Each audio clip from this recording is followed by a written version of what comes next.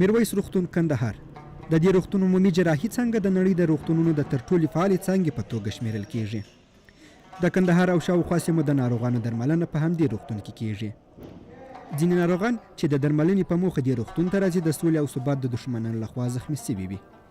دی زما د اکا زوی دی، د سړک د غاړې مین پر وچاو دی. په سفر کې ډېر کسان مړه سوله، دی ټپي سو، دی ژوندی پاتې موږ راوړ دغه شفاخانې ته.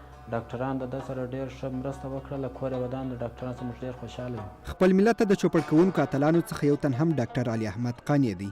هغه هره ورځ د خپلو ناروغانو د ژوند ژغورلو لپاره مبارزه کوي. اکثره وخت زموږ بېګناه خلک زخمیان کېږي، نو موږ ته دا ډول پیښې ډېرې راځي. ټپي وژغورل سو، انشاءالله ډېر ژر به روغ شي. دا روغتون د افغانستان اوسني حالات تمثیلوي. د وطن دښمنان یوازې بربادي راولي، خو له بله پلوه افغان دولت خپل ولس ژغوري، که څه هم هغه دښمن وي.